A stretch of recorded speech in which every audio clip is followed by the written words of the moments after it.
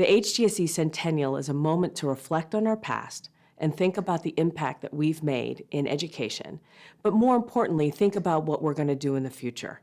I believe that this is an important time for education, not only in the United States, but in every country around the world, and HGSE's impact in all of those places is incredibly important right now.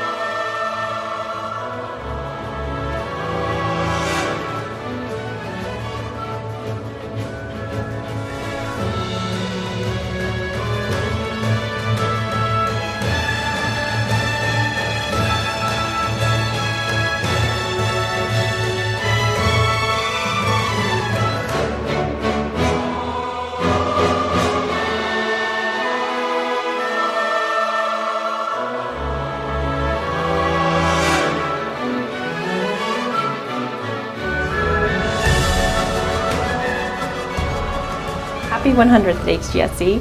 Happy 100th HGSE, and thank you. Happy 100th HGSE. Feliz 100 años HGSE. Happy Centennial HGSE. Happy 100! Happy 100th HGSE, and thank you.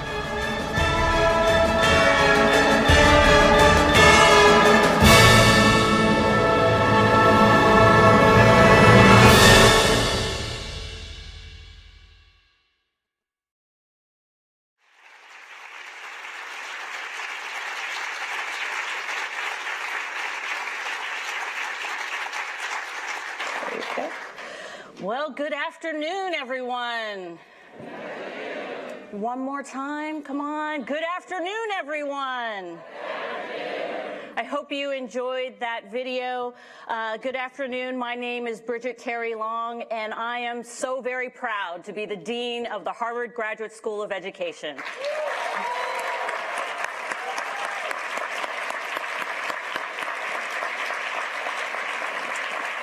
It is my great pleasure to welcome you all to this very special event, the kickoff of HGSE's Centennial celebrations. It is wonderful to greet the many of you who are in this room in Asquith Hall, as well as those viewing in overflow rooms around HGSE and those who are viewing online. Welcome to all of you. Before we get started, I want to recognize and thank a few people in the room today. First, I'd like to welcome President Larry Bacow and my fellow deans, Doug Elmendorf, Anitha Noria, Michelle Williams, and Claudine Gay, as well as many others from around the university who have come to celebrate with us. Welcome.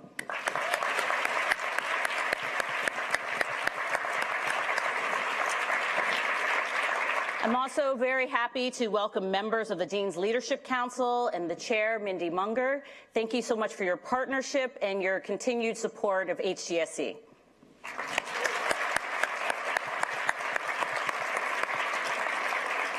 Now, if you've looked at the program for today, you can see that we have a number of exciting sessions planned for this afternoon. These would not be possible without the generosity and talent of many HGSE faculty members who have helped to plan and will participate. Thank you for your time and your efforts. Come on, for the faculty.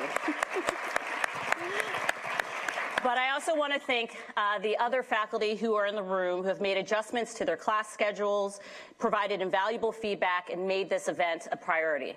I really do appreciate everything that you do.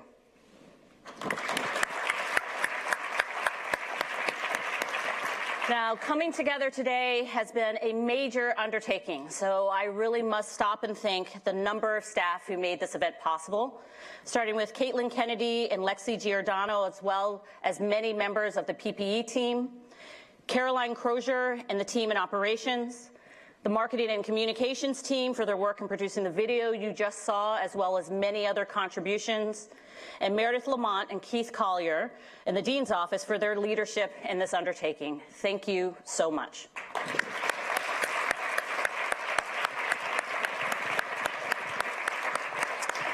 Finally, I want to recognize and thank the many, many students who are here today. You are the lifeblood of this place, and you carry forward our mission, our knowledge, and our care to the far reaches of the world. For the students I welcomed back in August, I told you that this would be a very special year. So welcome.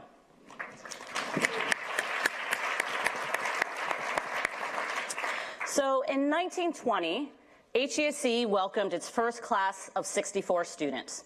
Now, 100 years later, it's quite fortuitous that our centennial falls in the year 2020. 2020 is the threshold for measuring perfect eyesight. And today, as I look around this room, I can clearly see a community of individuals dedicated to making education better. We are a community of more than 900 students and an alumni community that is nearly 30,000 strong. We are in classrooms, district offices, nonprofits, and other organizations around the world making a meaningful impact in the lives of students and communities. Our 74 core faculty, 83% of whom identify as women or people of color, yes, I said 83%, hail from a range of disciplines and use a myriad of approaches to inquiry. And we have nearly 400 staff from every walk of life working together to support and empower the larger HGSE community and the field of education.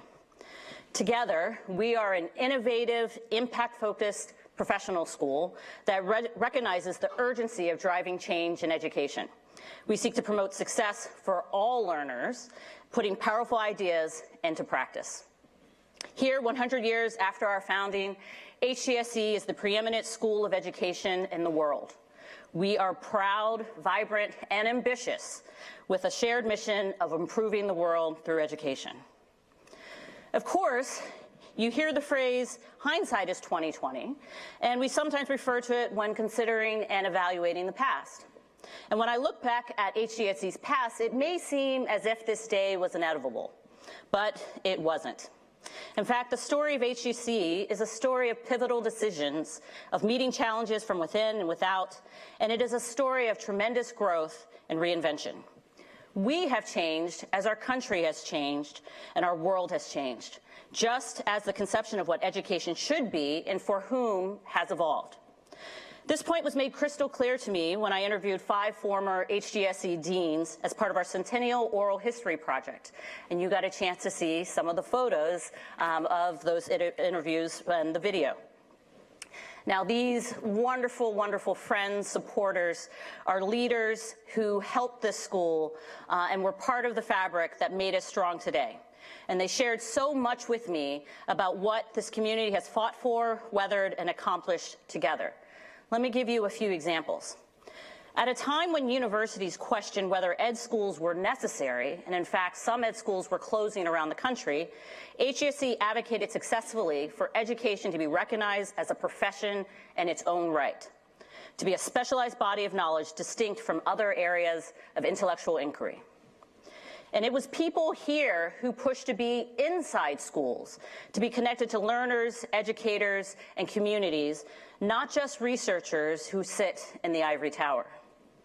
At a time when people questioned whether leaders mattered in schools, HGSE invested in attracting talent and preparing people to do one of the toughest jobs in the world, to be an urban superintendent. And then we expanded this focus on leadership to empower generations of educators, innovators, and entrepreneurs. It was people here who were courageous enough and bold enough to question the deeply held assumption that only some students can learn. All means all, and you hear that often in this community. Our community has demonstrated in hundreds of ways how success is possible regardless of background, ability, and context. And it was here that people advanced an agenda that recognized that education is far more than narrowly defined academic achievement. It is also social-emotional learning, moral development, and civic engagement, and learning to work collaboratively with others while also being willing to have difficult conversations. It is for these reasons that so many of us are proud. Now, hindsight might be 20/20, but 2020 also conveys the idea of looking ahead with perfect clarity.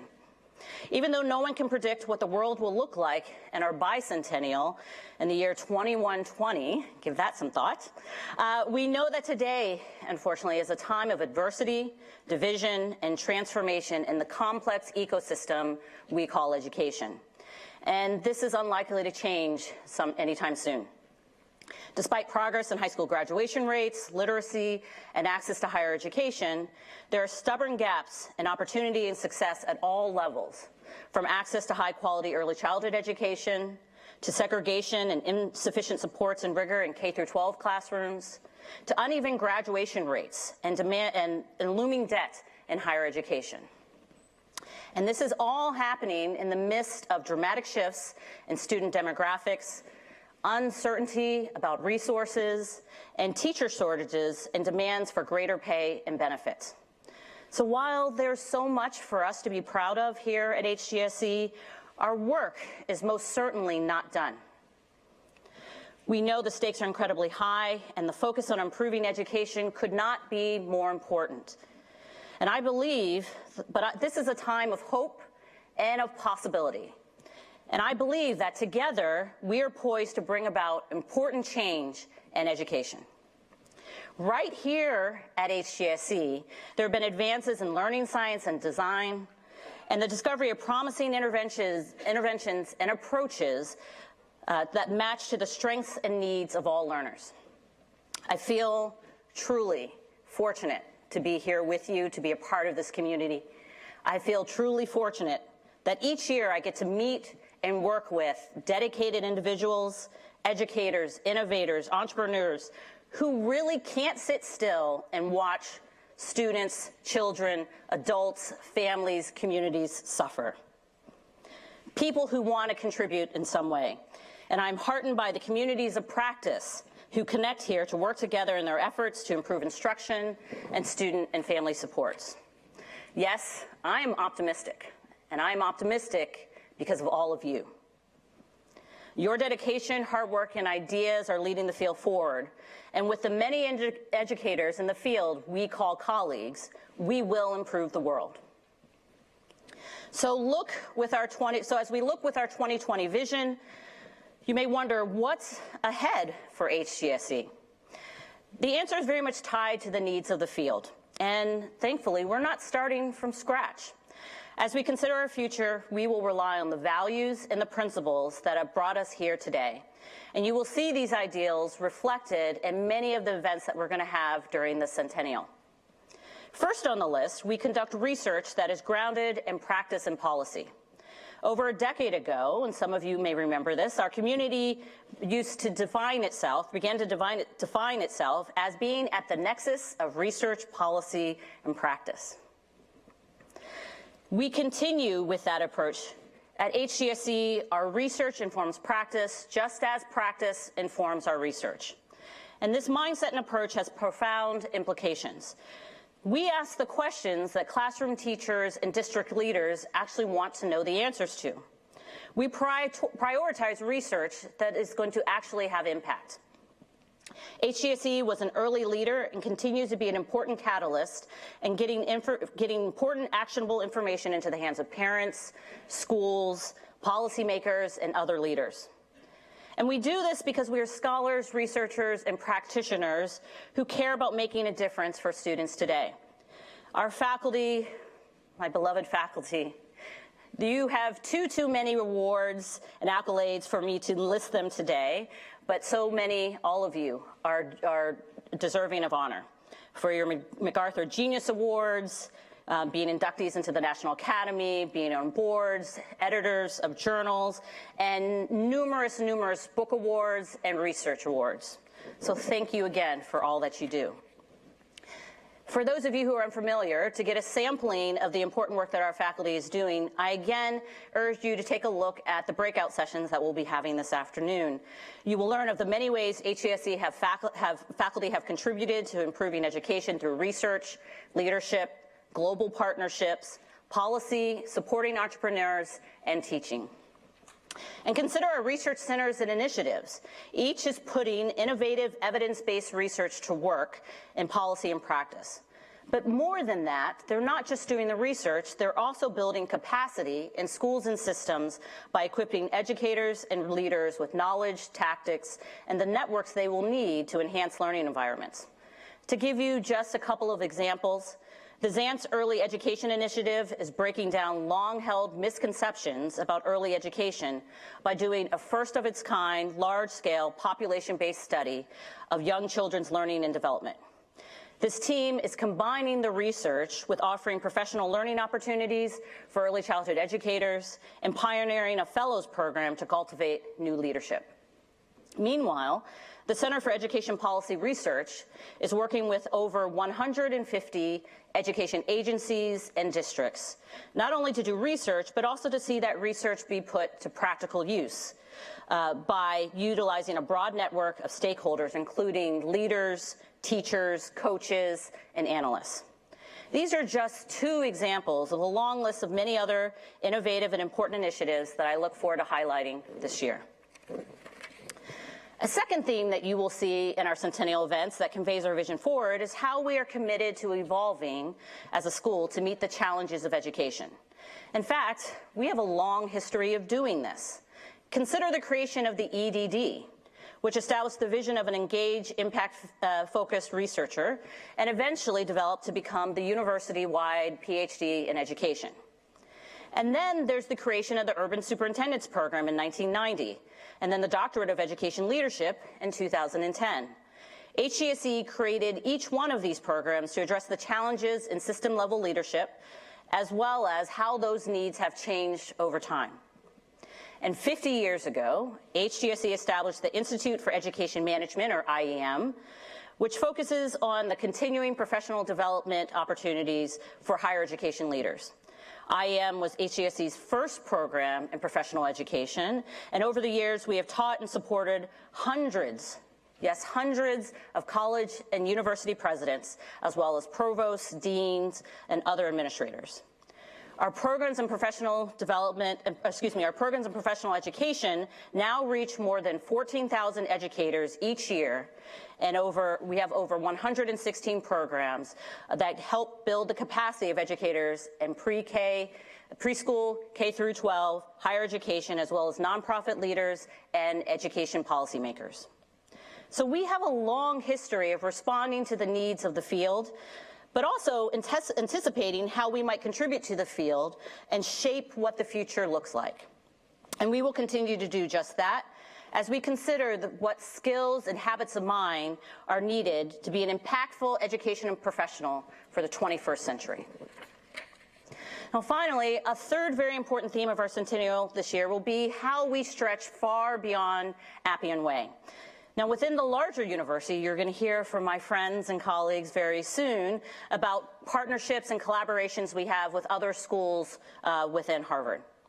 But outside of the university, our partnerships and networks with alumni and other collaborators reach around the world and are a critical part of our impact model, as I've described before and talking about our research. But also consider the recent work of students and the Doctorate of Education Leadership Program. They are just returning from Birmingham, Alabama, where they worked to solve 5 significant entrenched problems of practice for that historic city and district. I understand they were so successful that all of them would be welcomed back permanently if they just said so. In the past, our cohorts have done this type of work in Boston, Detroit, New York City, Atlanta, San Diego, Las Vegas, and there's a continuing list of cities, and even the Children's Defense Fund with Miriam Wright Edelman. This is just one example, again, of how HGSE gives back to our local and national communities. And as noted before, we have nearly 30,000 alumni, dedicated professionals who work inside and outside of schools. And you're going to hear many amazing stories about them this year. Take, for example, Margot Stern-Strom, who co-developed a curriculum on the Holocaust for students in grades K through 8 that became the nonprofit Facing History and Ourselves, which has grown from reaching just one school district to engaging millions of students in more than 200 countries. And then there's Jeffrey Canada. During his year at the Ed School, he says, great professors not only changed his understanding of education theory, but they taught him the importance of walking the walk. And with the Harlem Children's Zone, Jeff demonstrated that we can eliminate achievement gaps if we're willing to do the work. And then there's Ruth Wong, an alumna of both the master's and doctoral programs. She helped to transform the teaching profession in Singapore, giving rise to a world-class education system, and she was the inaugural director of what is currently Singapore's National Institute of Education. And these are just 3 of our many, many alumni. In fact, there are so many stories like this that we decided to produce a series of 100 of them. So I hope you will take a look at the website, and throughout the year we will be releasing more of these stories. If you're ever feeling discouraged, confused, or hopeless about the problems our world faces, I would urge you to visit this site, because these are stories of hope. They are evidence that we can change the world, that we can advance equity, and that we can create high-quality learning environments for everyone. So as we kick off this year of Centennial celebrations, convenings, and connections, let us consider what we have all accomplished. We conduct research that is grounded in practice and policy, and that has had real impact in contributing to the improvement of education. We have a long history of anticipating and meeting the challenges facing education, and we will continue to do so. And we extend far beyond Appian Way in partnership with our alumni and other educators to touch the lives of millions of students around the world. But this celebration is not because we are patting ourselves on the back or because we are content to rest on our laurels. Instead, let's use our 2020 vision to see our accomplishments as evidence that success is possible. When we bring together talented, dedicated people with ambitious aspirations for learners of all stages and ages, we can make progress. And so, as we look to the years ahead, I'd like to challenge you. I'd like to challenge everyone in this room, everyone in the overflow rooms, everyone who happens to see this video, to invoke our illustrious alumnus, Donovan Livingston, and the call to action he gave us at convocation several years ago. Education is the sleep that precedes the American dream. So wake up, lift your voices until you've patched every hole in a child's broken sky. And wake up every child so they know their celestial potential. Those weren't my words, those were Donovan's. So join together and find that one story, that one possibility that inspires you, and let it remind you of why you are here, why you are doing this work, and then go forward knowing you are not alone. You are part of a family of people dedicated to changing the world through education, and we, along with many, many educators around the world who are dedicated to this mission, will make meaningful change, the meaningful change so desperately needed by this world. Thank you.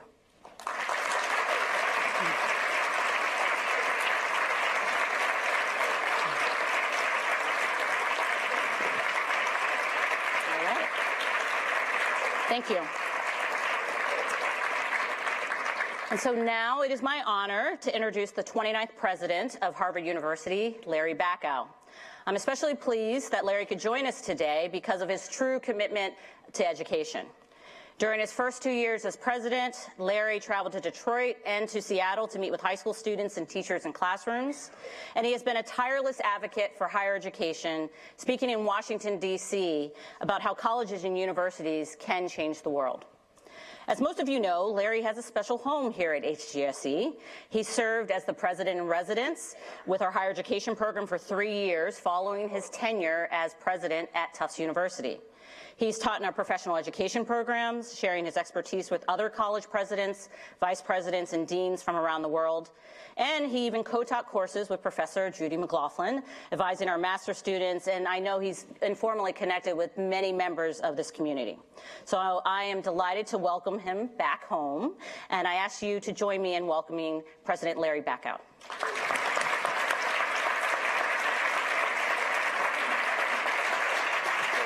Thank you. Thanks. Thank you very much, Bridget. You mentioned that this is a celebration is not about patting this place on the back, so let me do it for you. This is a special place. It's a special place to so many people in this room because it's touched so many lives, and I am one of those lives that it has touched. My first encounter with this place was actually, I was figuring it out about 45 years ago when I was a graduate student at the Kennedy School.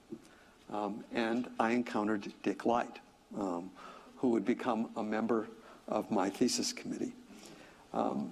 It was during my time as president of Tufts that Judy McLaughlin, as Bridget said, lured me here to teach in your higher education program. And I had the privilege of working with Judy and Joe and a whole bunch of people. And it was a wonderful experience and opportunity.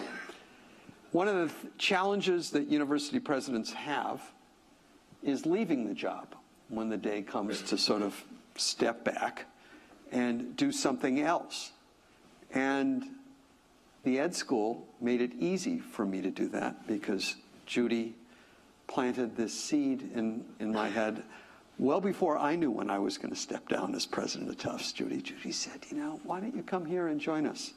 And so I did, and had this wonderful office on the 4th floor of Gutman Hall, right next to Julie Rubin, and right across the hall from Pat Graham. What could be better? And with Judy down the hall with Monica Higgins, it was a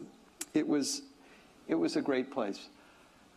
It gave me an opportunity to do something which I think all of us need to do more, in which I came to understand and appreciate is absolutely essential to what the Ed School does for so many professionals.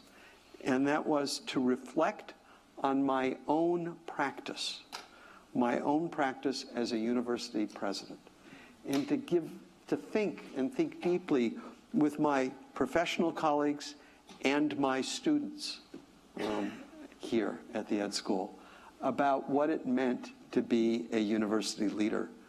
Little did I realize back then that I would have an opportunity to reflect once again on those lessons in a new job, which I now find myself in. But it's a job which gives me an opportunity once again to do something that I am passionate about, which I know that all of you are passionate about, and that is to think about how we can do a better job of educating the next generation. Whether or not we're talking about the next generation of children, whether or not we are talking about the next generation of high school students, whether or not we're talking about educating the next generation of college students, or whether we are talking about the next generation of adults. Because one of the things that's so important about the mission of this place is that if we are to always keep growing, we always have to keep learning. And so it is the mission of this school to keep educating people literally from cradle to grave. And I think that's another thing that makes this place so special, that it makes the mission of this school at Harvard so important. You are blessed with the two things, the only two things I would tell you that matter in a great university, and here at the Graduate School of Education, you have them in abundance. And you all know what those two things are: great students and great faculty.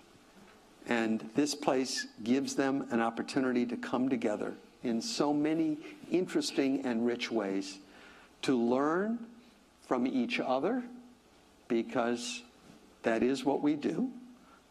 Students learn from their teachers, and their teachers learn from their students.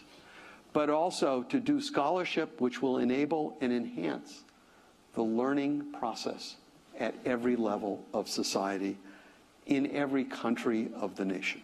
As Bridget said, I've been fortunate to travel around the country to visit high schools, not just in the cities that she named, but all over the place, but also to travel throughout the world. And when one does so, you encounter graduates of the Harvard Graduate School of Education.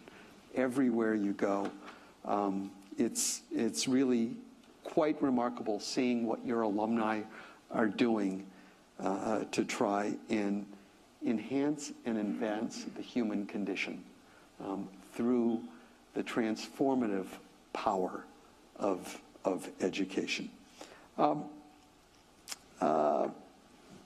President Charles William Eliot, one of my predecessors, who shaped Harvard during his 40 years as president of Harvard. It's hard to imagine anybody doing this job for 40 years, but he did it. And not only did he shape Harvard, he shaped all of higher education, and he also helped to bring this school into existence.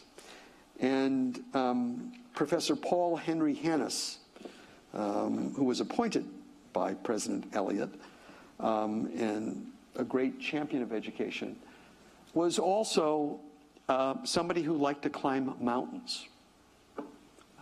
And he likened the educational process to mountain climbing. And I'd like to quote what he said, because I think it's interesting. It's a little, you have to listen carefully, but it's sort of a beautiful analogy. He said, "The goal in all education is always receding before the advancing student, just as the top of a mountain seems to retreat before the climber. Remoter and higher summits appearing successively as each apparent summit is reached." And I think it's a really interesting metaphor for what we do as teachers, as scholars, and as students. Because the more and more we learn, the more and more we come to understand that which we do not know. And that which we do not know becomes the agenda for our scholarship, which then informs our lessons for the next generation of students.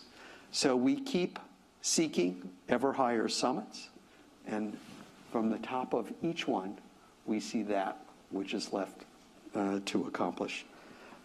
There's always something more to learn. There's always something more to do. It's been a privilege to be part of your community. I'd like to think I still am as president. And Judy, maybe someday, when I step down, you'll invite me back to once again reflect upon my practice. Congratulations to each and every one of you on 100 fabulous years and an even brighter future ahead. Thank you very much.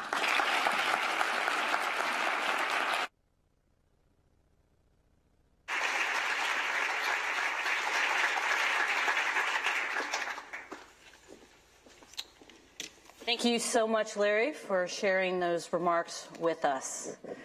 And so now we've reached the time for the Dean's Panel. And I really have to say that one of the best parts of my job is that I get to spend time with people like Larry and my colleagues I'm about to invite to the stage.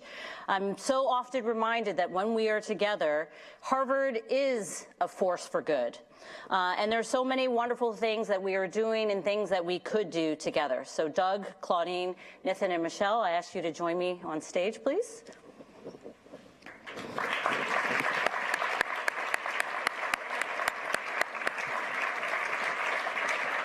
Just don't take the first seat because I need this one. Oh, okay. So while they get settled, I'd like to share a few words of introduction about what this panel is about. I asked each dean to be prepared to talk about why education matters in the context of their field of study. Now, of course, education matters in its own right, but we often don't think about how public health, government, business, and the humanities intersect with and in many ways rely on education to make progress. These sectors are critical to the success of our school and education in turn, and education in turn is critical to them.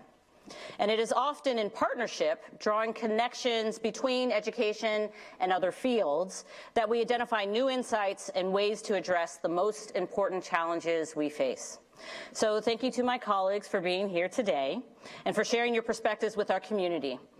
I am especially touched because when I sent the invitation, it was only a matter of hours that I heard responses back from my colleagues with an affirmative that they were willing to come and spend time with us during our kickoff.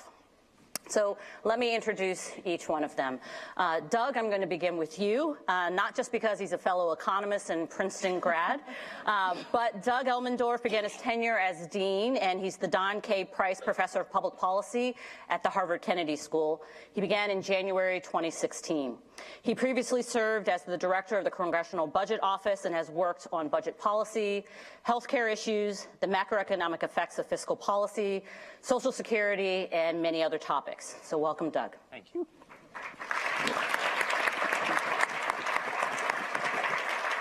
Next, Claudine Gay is the Edgerly Family Dean of the Faculty of Arts and Sciences and the Wilbur A. Cowett Professor of Government and of African and African American Studies. She began as dean in August 2018 and was previously dean of social science from 2015 to 2018. Claudine has a background in political science as well as economics, and she studied the many factors that studies the many factors that affect political participation, especially among minority groups. Thank you for joining us, Claudine.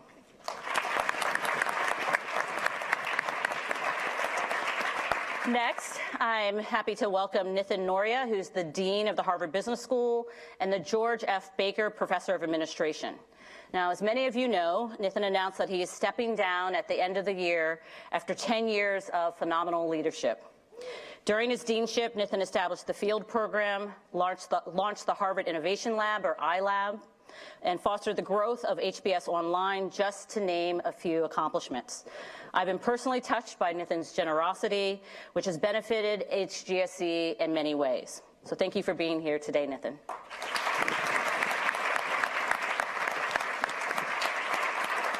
Finally, Michelle Williams, another Princeton grad, is dean at the Harvard T.H. Chan School of Public Health and the Angelo Poulos Professor in Public Health and International Development.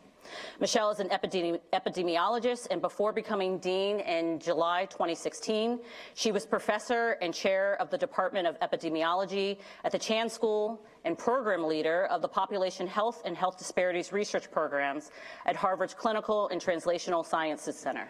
Welcome, Michelle. All right. So I'm going to join you all Thank you, friends. So to get us started, education and education-related activities have grown tremendously across the university, across the disciplines. And so just to start, I thought we would kick off with the framing for the panel, why education matters. Could you talk a bit about why education matters to your field? Who would like to start, Nitin? I took a case class. There was a little cold calling involved, so. First and foremost, thank you so much for inviting us, and congratulations on this extraordinary milestone. I've had the great privilege of also living through the Centennial of our business school, which was in 2008. You timed your Centennial much better. Okay. For those of you who might want to remember, Harvard Business School's Centennial coincided with the financial crisis. That is not a moment for a business school to actually have its Centennial. But in all seriousness, in some ways, our Centennial reminded us of why the Harvard Business School was founded. And we were fortunate that President Eliot was as instrumental in our founding as he was in your schools. And in 1908, American business was taking off. We were seeing the rise of large business in this country. The railroads had become an important part. U.S. Steel had become a very large enterprise. So my colleague Rakesh, whom I'm spying through the corner of my eye, has actually written an entire book on this, so I'm hardly the person to talk about this. But people began to be concerned that there was this business group that was having extraordinary power over society. And if these business leaders were not well educated, the amount of power that they might have, they might exercise irresponsibly. So there was a view that we should make sure that business leaders were trained with a professional ethos. And the early founders drew inspiration from medicine and from law and said that if we can educate business leaders to have both competence and character, which is how I keep thinking of the mission of our school, which is to educate leaders who make a difference in the world. But you have to say, what is it that makes someone a leader? And I think the two essential characteristics are, they must have the competence to make wise, thoughtful decisions that other people will trust.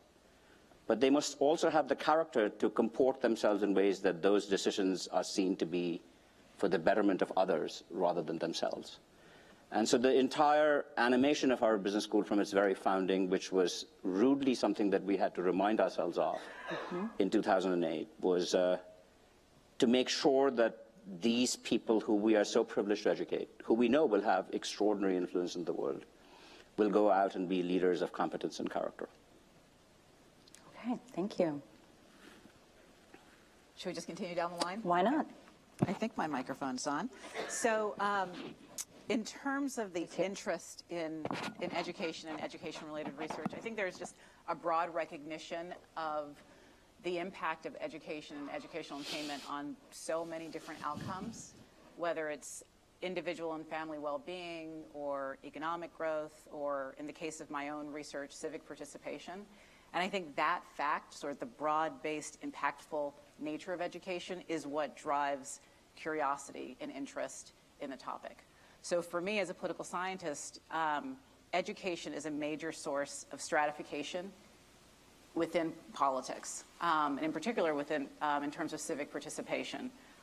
Education drives levels of interest in politics and political engagement, whether you're thinking about voting or other forms of political activity. It's also the major driver of how informed people can be when they engage in politics, their ability to align their values to the political choices as presented to them. So much of that is driven by education, hence my interest in it throughout most of my career. I'd also say that, the thing about education, especially in the US, is that it ends up being this forum where broad societal issues all converge. It is such a battleground.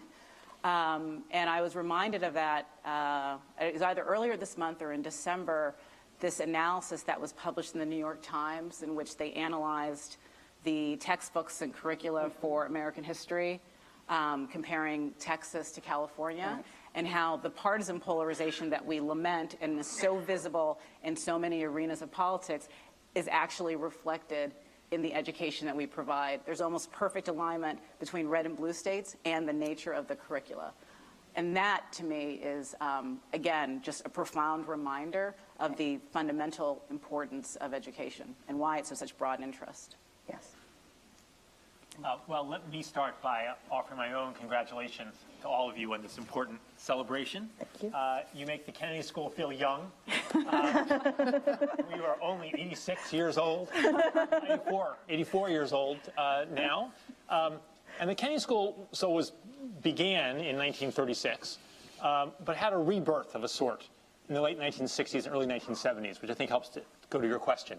The Kennedy School had existed as a sort of offshoot of the economics and government departments in the Faculty of Arts and Sciences until the late 1960s and the 1970s, when it broke off to have its own faculty, and when President Derek Bok was particularly interested in spurring the growth of the Kennedy School. And his view, which we hold today... And there's still resentment about that. Sorry to bring that FYI. up. We should sit on opposite sides of the room just so we can have this discussion. But what Derek Bok emphasized was the importance of Harvard serving the world by teaching people to be public administrators and public leaders. Harvard was training business administrators in a very successful way, was training people in other professions, and he felt that Harvard needed to devote the same attention and energy to educating public leaders, government leaders. And there is just no doubt from my own years of service in the government and from now what I see at the Kennedy School that the skills and the habits, the knowledge, the character that we can help build in our young students and in the current leaders who come back for executive education makes them more effective at serving the people that they are serving. It's not perfect.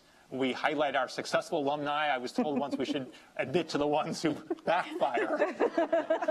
So we don't have a simple elixir we can, as you know here, you can't pour something down somebody's throat and make that work. But the things that we can teach, the attributes people gain from the faculty, from the staff of the Kennedy School, from the other students of the Kennedy School, those things that they gain make them more effective at advancing social good. And so we need to educate as many people in the world who are filling this sort of role as we possibly can, and that's our goal. Thank you, Doug. Michelle. Wow, so Sorry. congratulations Oh, thank you. to you and to all of you at the HGSE. Happy Centennial. It's a great question, and when I was thinking about it this morning, why is the fundamental word? When you think about why do adult learners come back to school, they bring an infinite amount of the why they would get out of their professional space, sometimes at the expense of leaving their families, foregoing income for training.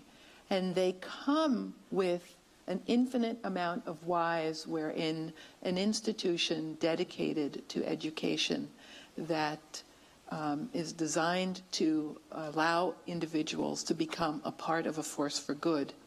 That why has to be the kinds of summits that is forever elevating.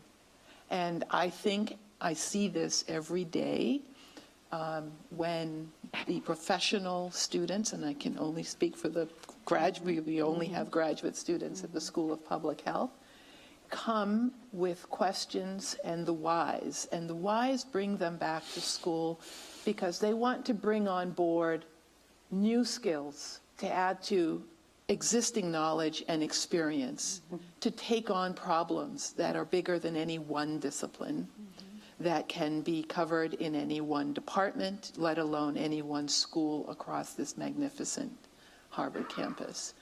And so the why it's so important that we have this kind of representation is our response to allowing for each of those next summits to be identified, to be climbed, conquered, and allow for space for others. I say this because universities are, especially Harvard, is home for a lot of knowledge, a lot of innovation. And in our professional schools, the people are coming in an opportunity to unlock that knowledge, to release it, to democratize it, and to do it in a way that definitely requires interaction and engagement across a number of disciplines. Education is that place where we design the curriculum and we create the field experiences and we allow for new innovative means for education to happen across the disciplines that we all represent here on the stage. Right. Thank you. Thank you to all of you.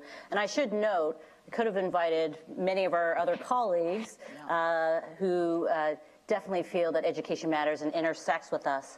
But you already started to hear it. And Michelle, I remember one time we were leaving academic council and hit upon the fact that we are trading students back and forth. And one of the wonderful things about being at a rich university like this is the fact that we intersect with each other's. I wonder if we could talk a little bit about what are some of the concrete partnerships that do exist between our schools, and then start to think about what might the future look like, what additional things we could do. Yeah. Let me start with that, because there are two highlights from the current academic year that I love and I take a lot of joy in. One of them is the partnership that we have with the Ministerial Leadership Program. This is a program, the Harvard Ministerial Leadership Program was developed and launched by my predecessor, Dean Julio Frank. And it is a collaboration between the Kennedy School and the Ed School. And it is devised as a program that allows leaders to come and continue learning, sharing, and building skills. And 3 or 4 years into the program, we decided that this is a mature enough and robust enough program with real connections to leaders in ministries of health, ministries of finance, and ministries of education. And they are bringing on board new skills that are here, that we possess here at the School of Public Health, the Kennedy School and the Ed School. But we also found an opportunity to further enrich the educational experience of our respective students by creating platforms for our students to join with ministers, go back into the field, and work on real-time problem solving. You couldn't ask for a better vehicle for continuing education for a generation of leaders and the generation of next leaders. The other one I'm really excited about is one of your colleagues. Is Paul here, Paul Revel? The highlight of my last semester was collaborating with you and your colleagues here at the school in hosting Tony Eiton, who put a very intense accent on the interconnection of educational success and social determinants of health. And it was by far the most fabulous event, where we had educators, high school, public school educators from 47 different states in a beautiful workshop talking about the very important intersection between health, wellness, social determinants, and education. Yes. So the By All Means Project, and that was a wonderful event. So I think of the Kennedy School and the Graduate School of Education as partners, both in a set of specific tangible ways and in some of the broader ways that we see the world and relate to the world. And so that's why I'm especially delighted that I made your list of invitees to be here. I'm honored to be part of this. In tangible ways, as many of you know, we have some joint faculty appointments. We have faculty members who are doing research with each other. We have faculty members who list courses in the other school. In an average academic year, there are literally hundreds of cross-registrations between our schools. So it's a tremendous amount of activity back and forth and together. We're part of the Doctorate in Education Leadership program and so on. But I also think beyond the specifics, we bring much of the same perspective to our work. You talked about the intersection of research, policy, and practice. I'm going to use that line, but that's exactly what I think we do ourselves. We're both schools, professional schools, focused on public service, on people who are acting directly in ways in the public sector, the public sphere, trying to solve public problems. And we think the best way to help those people do better is through this combination of teaching and research and this sort of direct engagement with practice that you talked about, Michelle, with this, for example, this minister's program. We want to get out there in the world and touch the world and learn from the world to bring those lessons back to guide our research, just as you were saying in your remarks. And so I think that our school and your school look at the world and try to relate to the world, work with the world through much the same lens. And I view you all as very important partners for us in that work. Great, thank you. So this conversation is such a great reminder of how education is so clearly one of the red threads that really links every school at Harvard, and honestly draws students and faculty from across the campus together. It's not the only red thread, but I think it's one of the most prominent and salient ones. And so, the FAS is a partner with Ed School, just as there are other school partners in advancing teaching and research in this front. And I would say that probably the unique thing that the FAS brings to the partnership is that we bring undergraduates, and we bring undergraduates into this conversation. And one, particularly salient example of that is one of the newest undergraduate secondary fields, which to translate Harvardese into what's recognized in the rest of the world is basically a minor. One of the newest secondary fields that was introduced 2 years ago is a secondary in educational studies. Right. And it's really the first opportunity for undergraduates to be connected in any formal way to a professional school. So it's significant that first connection is in education. And it's a way for... I'm not thinking business. Yeah, exactly. No, please. No. And it's a way for undergraduates, whether or not they're actually seriously considering a career as educators, it's a way for them to go deep and explore questions around education across a variety of disciplines. And this is a secondary field, again, that was just introduced 2 years ago, and I think it already has nearly 70 students who are enrolled in the secondary field, but probably the most interesting statistic is that those students are coming from more than 20 different concentrations, which translates into majors. 20 different concentrations from across the FAS, again, which speaks to the sort of broad relevance and interest and curiosity around education, again, across the gamut of issues. The other thing I would say in terms of the ways in which our partnership are manifest is that sometimes these partnerships are also, as Doug said, embodied in individuals. And I call out one of your faculty members who might be here, Julie Rubin, who is a faculty member here in the Ed School, who's the inaugural faculty director of the Phillips Brooks House, so helping to lead some of our efforts around public service and engaged scholarship. Yes. So, and one thing going back to, Julie's also been involved with the education secondary. And so I was talking earlier with a colleague, I'm not sure how many have formally declared, but I know on the interest list, because we have a number of events, it's in the hundreds. Yeah, it's huge. Yeah. Nathan. So, we have one program that is now, I think, approaching its 20th year, if I had to guess, which is the Public Education Leadership Program. PELP, which has focused on superintendents of schools. And one of the things that we learned about superintendents is that in many ways, superintendents have a job that may be even more complicated than the CEO of a large multi-unit enterprise. Yes.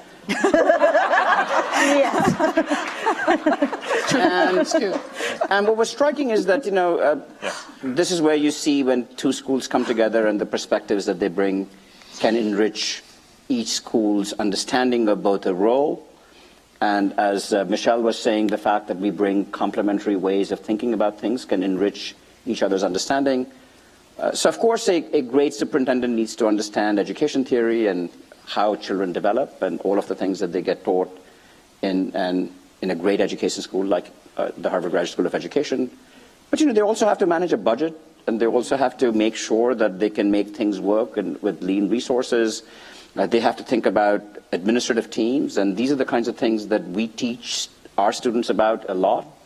So by combining faculty across these two schools and having them think about this role and to see what each school could bring about this role, we have done, I think, an extraordinary job of both helping these superintendents. We did a impact study of kinds. I mean, it may not pass muster in a true scientific impact study about the extent to which superintendents who bring their teams often with them, their leadership teams with them to come to our programs, how much they have been impacted and how much those districts have been improved by their participation in this program. So it's very heartening to know that that was an example of where we can take the most complex job in some ways in the education sector and bring the capacities of both our schools to bear. Building on that, we are now very excited about trying to do something online because we said, okay, superintendents are a countable number. So you could actually invite them to these programs and hope to reach them over 20 years. But the principal of a school is actually a first-line general manager in business school parlance. And that is a deeply important leadership job as well.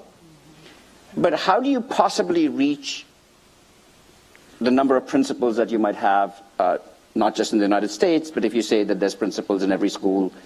And I think there's a lot of evidence that a great principal can be the difference between a bad school and a good school, right?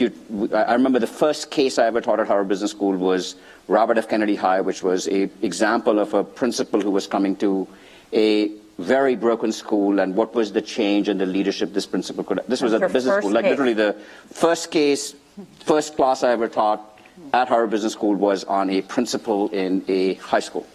How'd it go? It was like a terrifying experience for our students. Because guess what we would ask them to do?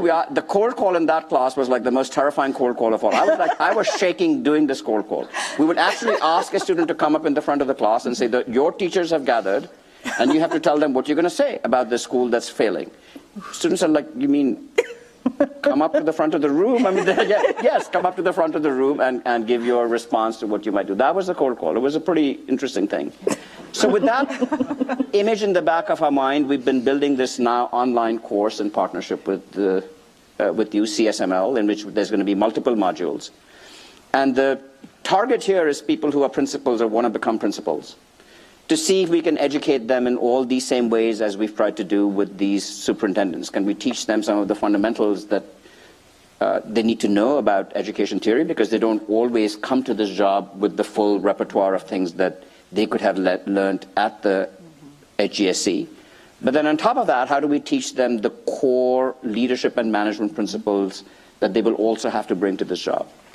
Early returns, I mean, we know a lot more about PELP because it's been 20 years in the making, but the early returns on this new CSML are simply spectacular. It's already the largest program that we have in terms of reach in our own Harvard Business School online programs.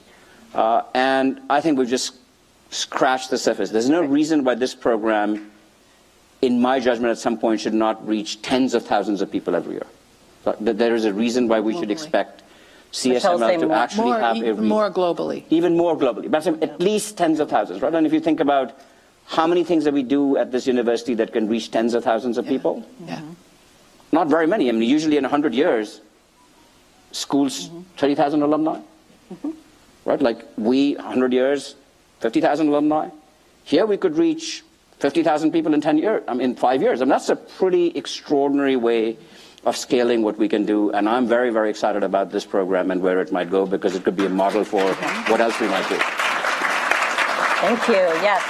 So CSML has been a really great opportunity where we've had an ed school faculty and a business school faculty co-creating the course together. But another example, Doug, that you mentioned briefly, that Doug, Nathan, and the ed school were all working together is the EDLD program, which is now celebrating 10 years. Yes. Yes. 10 years of partnership there. You. Yes.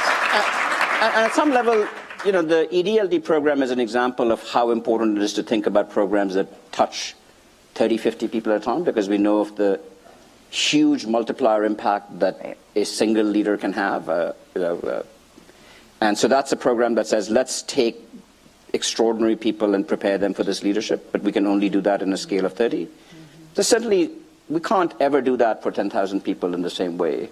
But I think we do have, as a university, to find a way to do now both things, which is both to create these extraordinarily special programs that we can create at the scale of EDLD, but then simultaneously to think about how do we bring that magic to tens of thousands of people. And in many ways, what I love about our partnership is that we're operating at both those scales at the same time. Right. And can I just add, I think I want to comment on how much our faculty members at the Kennedy School, and I hope other schools, learn from teaching across schools. Our faculty members will come and they'll say to me, I was teaching a class at the ed school, or I was teaching a class to public health officials, and they'll say, they ask different kinds of questions. These are people who, on average, have a different background. They were in different other classes than the one being taught. There's different thoughts going through their minds. So they ask different questions that then challenge faculty members to see more dimensions of a problem. It brings some of that interdisciplinarity that you've talked about by doing these programs together. So it's learning for the 30 or 50 students, but also I think the second year, it's a better teaching than the first year because of what the faculty have learned. Right. And I think it also goes with the students that we send to other schools. I know, you know, getting the PhD, was a long process, but some of when I would talk to faculty members in FAS, they said, you know, it was our doctoral students, our EDD students who took classes in the yard and were some of the best students that faculty had ever seen. Which really paved the way for us to get the PhD. I can speak personally to that because I've had a number of ed school PhD students in my classes, and it's positively energizing to have them there because the discussion is very different. There's an urgency to it, there's a groundedness, there's a genuine interest in sort of real world connections to some of the more abstract academic work and reading that we're doing in the class, and it's wonderful. So I'm glad to hear that. I just want to also add, there are tremendous opportunities and examples of our collaboration through bringing faculty. Just an N of one joint appointment can have a tremendous impact. And I think about the joint appointment that we share with Jack Shonkoff and how pivotally important it's been for our two schools supporting a faculty member who has developed a Center for Developing Child, which is in itself a catalytic force for bringing together the disciplines across the university. Neuroscientists from FAS, psychology departments, public health practitioners, educators. I'm not sure about businessmen, but this center is really a hotbed for innovation, but also for translating that innovation very quickly that impacts policy and population level outcomes.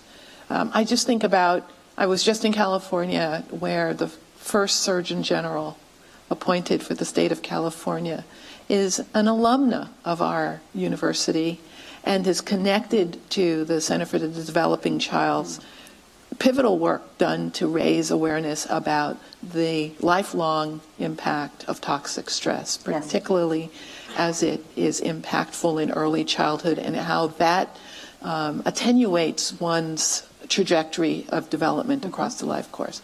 So even with an N of one strategically well put together collaboration around a faculty appointment can have this catalytic effect that touches our educational experience for our students and the opportunity to have the impact outside of the academy. Yes. So as we look ahead, because if you think about Drew Faust introducing the idea, the concept of One Harvard, and other than PELP, which is older, you know, the EDLD program has only been around for 10 years, the PhD, I think 6, the Ed Secondary 2, in a relatively short amount of time, we've started to build these partnerships and collaborations. What do you think about the future? What's possible in the future? I think the students are already dictating what that looks like. They're telling us this with the choices that they're making. More One Harvard. Yes. More I think it'd be wonderful, paths. just thinking about the undergraduates, for to expand more opportunities for Harvard College students to work with faculty in the ed school, especially faculty who are engaged in research practitioner collaborations. You know, given it's really a new generation of learners who are in the classroom who are very action-oriented and are sort of keen to start taking sort of textbook knowledge and put it on the ground. And if there are more opportunities by partnering with faculty at the ed school and in the professional schools more generally, I think that's something that they would absolutely embrace. Well, I'm sorry, I'm curious, Claudine, if you could elaborate, because I think it intersects with both Doug and the Ed School. Public service, so you mentioned Julie Rubin leading that charge and that really developing, and Larry, I know you've spoken about your support for increasing opportunities for public service for undergraduates. Yeah, and we are keen to do that. Yes. And in the education sector, that is one in particular where there's deep interest in public service and actually expanding the opportunities. And Yeah, so we're working to do get that. In here. Yeah, raise money. Yes. Raise money to broaden our reach there. Yeah. Can I also add, I think one of the interesting questions for us as deans is what we should be doing to facilitate these sort of interactions. Right. And it's a management question in a very complicated sort of organization, I think, which is what can we do to help this happen? I often say that I don't tell faculty members what to work on. They work on things that interest them. But sometimes you can lead a horse to water, even if you don't tell it what to do exactly. And so I think we can help. I think we can help in fostering programs that bring faculty together.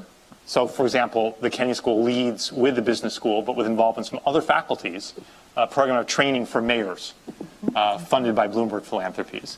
And I think one of the great virtues of this program, beyond the immediate benefits, is that there are a set of ties being built between faculty members that can then work in other areas.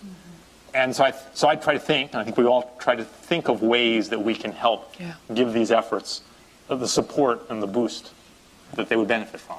So I keep thinking about that, and I'm open to ideas from anybody here about things that I could do to help engage with this. But I think this is the case where Nitin's comment earlier that we've barely scratched the surface is right, and we got to keep digging. Yeah, Nitin, I wonder, do you have some advice as the longest sitting dean here on the panel, and the Ed School and the Business School having such successful partnerships? What advice would you give to the dean that is going to succeed you? That's one thing I'm not going to do. I've learned from my predecessors that the best advice that a dean can give is stay quiet, exit left stage, don't come back, only come back when you're asked. So that's going to be the advice I'm going to give myself. Okay, but you do have a few more months. Foremost, so you do have a few more months. So that aside, look, I think that there are two scales at which one Harvard needs to be advanced. One scale is a word that Drew used to use, which is called to increase the porosity of this institution. And by that I mean we just need to create more opportunities for these boundaries to be permeable. It's, as Doug was saying, we want to have more students and faculty feel welcome, feel that they can find the right matches that they can have across this amazing university, for them to recognize that if they come to any part of Harvard, they're still a part of one Harvard, whichever part you come to. And there's a lot of ways in which people today do not feel welcome in other schools. And I take full responsibility. At our business school, we don't make it easy for people to register. Our grading system is completely different than anybody else. So there's all these ways in which today... Calendars? I mean, there's lots of things. And so even with one calendar, we've not made it always easy. So one is just to try and find ways to make more, to increase porosity. But I think the second level at which it's really important, and here my own view of this is that one needs to be strategic. You have to pick the right projects that have the highest leverage. It's too easy to do collaboration that has modest results, and that doesn't, it's just too hard to do these things. It takes resources, it takes commitment. So I'm excited about PELP, I'm excited about CSML, but I'm not just excited about doing these things like 10 a year just for the sake of doing them. I actually think that we have to be extremely thoughtful about which ones of these things we do as projects. So porosity is one thing, but projects need to be very carefully chosen. You have to do fewer and be really committed to them to make them successful in the long run. Sometimes we can get giddy with our excitement about one Harvard to say we should have project du jour. I actually think that's a very bad, that's a bad strategy to follow. So I'm not, so in that sense, I'm always cautious about projects. I want to be very, very careful about which projects. But at the same time, you have to strike a balance between, focused attention that's on the things that are potentially high leverage, but also being willing to experiment and try new things. So that's where I think the porosity helps, right? Yeah. So my view of this is that if you create porosity, you allow more experimentation to occur, which does not require us as deans to necessarily have to fundraise for them or to create a big ta-da or to build administrative infrastructure.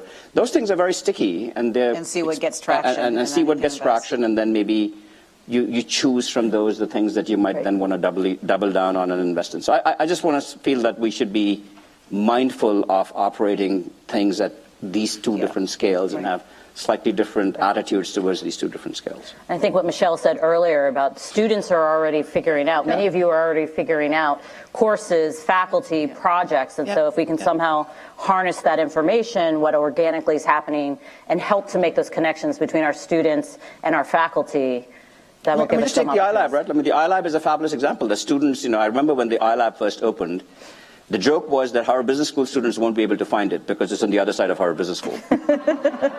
I remember people saying, like, you're smoking it to imagine that anybody from the Kennedy School or the Ed School or the law school is going to show up at this place. And I said, no, trust me, the entrepreneurs will find this place because they want to meet each other, and students have no such barriers. We greatly underestimate what our students will do. And here they are. Every part of the university is represented. So I think you're absolutely right. Students will lead everything. In terms of this porosity, we just need to make it easier for them to do these things. So if we do that, and then faculty members follow, because if they know that there's going to be an exciting group of students at some intersection, then they will find ways of working with them. And so that's, I think that we should lead with students. Great. And that's not hyperbole. I mean, I think when you look at it, we give Drew, and she well deserves the credit for One Harvard. But I think if you really take a look and listen to the alums of our school, many of them were practicing the One Harvard sub rosa. Yes. Yes. So looking at the time, I want to make sure we do spend some time thinking outwardly about what's happening in the world, what's happening in our education systems. And I know that on your faculties, I know your alums, your students are very much concerned about what they see out in our education systems, and many of them being motivated to try to do something about that. I wondered if you could talk about what's happening within your schools and how you think about addressing some of those problems that we see out in the world. So look, we did a survey of our alumni. And the single most, 40% of our alumni are engaged in education as their most important civic or philanthropic activity. So Harvard Business School alumni everywhere are engaged in some way, shape, or form to try and address education. Why are they doing that, right? They have many, many things that they could do, because they all deeply believe, as we do, that we live in a world in which the inequality that we experience, the opportunity to continue to create a vibrant future, to have a democracy, to have capitalism that can thrive, in the end depends upon having a great educated people and access to this education. And we're not doing that by any measure. So we have to find ways of addressing that at every level. And some of it is being done through existing institutions. Of course, my alumni tend to be a little bit more excited about entrepreneurial solutions to these problems that might disrupt existing institutions. And I actually think that we have to be open to the yin and the yang of the both. So we of course, want to be committed to public education and the access that public education provides to everyone. But sometimes the people who are trying to disrupt public education with entrepreneurial solutions, it's not like they will replace public education. I think that they'll provide a stimulus for innovation to occur in public education as well. And so at least I see our alumni being very, very concerned, engaged, and determined to do whatever they can to help drive innovation both in public education but also through entrepreneurial efforts of people to try and see what could be disruptive to the status quo. Okay. I mean, I would say that some of the work that I am most excited about that's happening within the FAS, where obviously our emphasis is on basic research, some of the work that I'm most excited about is work that's happening about and around education, work that has enormous potential to be high impact. So I think of some work that's coming out of the sociology department by a young faculty member there, Yosha Lejwi, that's connecting aggressive policing with educational outcomes, especially for minority youth, especially for Black boys. And among the insights that are emerging from that are Typically when we think about aggressive policing, we immediately think about links to incarceration and other sort of life cycle effects. When we think about challenges around educational outcomes and the achievement gap, we often think about sort of what's happening in the schools. And some of the powerful insights coming out of this work is to understand the experiences, especially for minority boys. You have to think about this broader social context and actually beginning to identify some really potentially powerful interventions that can improve educational outcomes. There's also work coming out of other departments, Mandy Palace's work in economics, looking at the access to higher education for disadvantaged groups and how to improve access either through better information, stronger financial aid, access to online education. And then obviously some of the really important work being done by Roz Chetty, helping us understand both the links of education to broader social mobility, but then also some of the particular, again, school-based elements that drive educational attainment and achievement. This is some of the work, again, it's curiosity-driven research that has just enormous potential for high impact. And that's some of the stuff that I think, to the extent that the FAS can continue to support, advance, and elevate work like that, I think that bodes well for the future. Yes. Doug? So as I look out from a school of government around the country and around the world, I see a crisis in governance. I see the rise of authoritarian demagogues in many countries. I see a level of street protests around the world that we have not seen in decades. I see a throwing out of established leaders and parties and a rebellion against established institutions. And one important cause of that uproar is a frustration on the part of many people that they are not full participants in the way that societies in the world are moving ahead. Right. That they are left out, they are left behind. Some of that is measured in income inequality numbers, but much is measured in other ways of thinking about economic and social structures. And then you ask, what are the levers that we have to address these fundamental challenges to the way the world is working? And education is one of the principal levers that we have. We better use it fast and well before things slide further downhill. And so we are actually, the Kenyon School now, in the process of a multi-year hiring in the area of social policy, including some collaborations that are, I think, in process and not to be discussed, but between our various Things are happening. And I think, so we're trying to really strengthen our capacity to deal with this whole set of issues. But education is right at the heart. And so we want to be part of working with you and with all of you to make sure that we understand, as we focus on various aspects of governance and public leadership, how we can foster good education, how we can learn from you the role that education should be playing in what we're teaching and doing. Because I just think it's absolutely one of the ways. And as Larry said earlier, this is education starting from pre-K, going through folks who are my age, and maybe more. I mean, we have to think of education across the whole. Larry says his age too. And so we have to think about the whole range. But we absolutely have to, as a society, as a set of societies around the world, make progress. And we want to work with you on that. Great. That's great. I would add that health and education are inextricable. You can't learn if you don't have a home, if you don't have a decent meal, if you are physically abused or mentally abused. And this is the intersection of the human complex issues where there are familial, social, political levers that we all have to pull.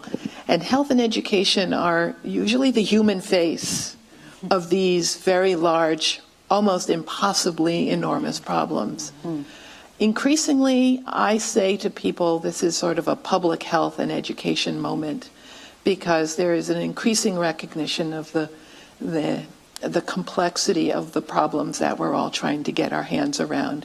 and an increasing recognition that public health and education are generally underfunded given the challenges and the mandate we have for the present cohort and the next generation. That realization has forced us to work more closely together. And an example of that is the conference that I talked about, but also at the J.P. Morgan Healthcare Conference. It's the biggest conference in healthcare investors, with faculty from the business school, with Tony Eiton, who I'd met because of our collaboration. We were able to crash the investors' party to talk about how fundamentally important it is for us to add meaning to the following statement: an ounce of prevention is worth a pound of cure. What's exciting to me about now and where we are at Harvard is that we can actually take that statement and take it beyond where we have been for so long. That these fundamentally important functions, education and health, perennially underfunded, can think strategically about different policy approaches, different financial tools, different partnerships. Right. And we can model that and overcome this perennial statement that prevention and education are underfunded enterprises. Because people recognize how central health is to big problems like climate vulnerability, violence, whether it's interpersonal or structural. And once that realization is there, we've gotten a moment of awareness. Our collaborations across schools can show a way forward.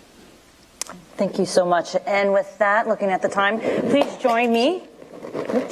Please join me in thanking our colleagues from across the university, Nathan, Claudine, Doug, and Michelle. Thank you so much for your time. Thank you.